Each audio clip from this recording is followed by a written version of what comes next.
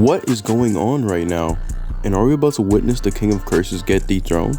Will Sukuna manage to clap back, or will Satoru Gojo's legacy prevail? In this video, I'm going to be discussing my predictions for chapter 251 of Jujutsu Kaisen and what Gege has in store for us, starting off with Sukuna. We see that Sukuna has been in quite a situation the past two chapters. Our two MCs are already doing better than a certain character. Sukuna has already been nerfed by having to restrict two of his arms to keep Hollow Wicker Basket up and to avoid getting hit with Jacob's Ladder because he'd be cooked. Literally. Not to mention other drawbacks after his fight with Gojo, like not being able to open his domain yet, his RCT output lowered, and his total cursed energy being half of what he normally has. He can't even use the World Cutting Dismantle because of the restrictions to his arms. And the worst part is, we're not even done yet. To pour salt on the wound, we also have Yuji, who's being launched like he is the point Kansas City needed to win the Super Bowl, landing more of his soul damaging attacks to disrupt the two souls connection and the control Sukuna has over Megumi's body, as well as lowering his cursed energy output even more. So like I said, it's quite a situation. They have full intent to keep pushing this man until the point where he can't maintain that barrier anymore and throws in the towel. But would Sukuna allow it to end here? Sukuna is by far the most mysterious character in Jujutsu Kaisen so far, for obvious reasons. I see him taking a few options here to deal with this problem. The first one I see is him actually being under pressure. I know it sounds crazy to say despite the current circumstances, but this is Sukuna we're talking about here. I can see them trying to give Maki a role in this by having her join the battle and apply more pressure, which I don't think would really be the best move myself.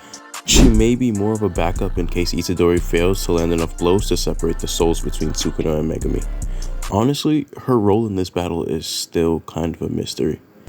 But let's say she hypothetically does join the battle, adding even more pressure to what's going on right now and to where Sukuna is forced to lock in. A black flash from someone on par with Gojo is sure to do some damage that can help turn the tables in his favor. I was thinking more of a cool multi-black flash panel, but you gotta remember, if he can't maintain Hollow Wicker Basket, he's finished.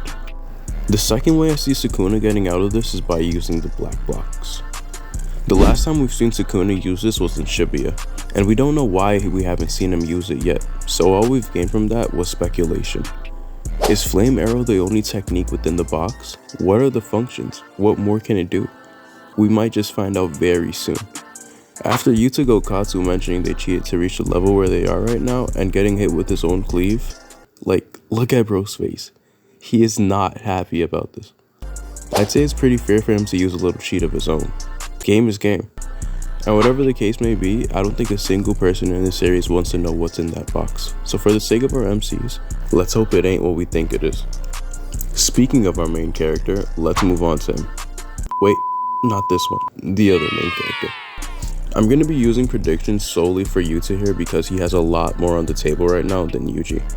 I am sorry, but until he starts throwing up whatever he might have consumed to kill Sukuna, I'm going to be invested in Yuta. Moving on to our favorite prodigy, who has been showing off nicely recently against Sukuna, and while he is nerfed right now, you can still admit what Yuta is doing right now is extremely impressive, especially with adjusting the rules of his domain and the way he's using his curse techniques right now, even though they're randomized. You can truly see the legacy Gojo wished to leave behind in those he believed could be on his level someday, and I'm glad that Gege decided to do this. Enough of the glazing though. What I'd really love to see here is Yuta using Jacob's Ladder. We can't really say what level of durability Suka has remaining at the moment, and while I do think this fight will go on for at least 2 more chapters, even a few seconds of Jacob's Ladder should be enough to deal critical damage to Sukuna, which would also help Itadori's role in separating him and Megumi, who I think will be returning to us very soon, but not as we knew him before. So keep an eye out for that video.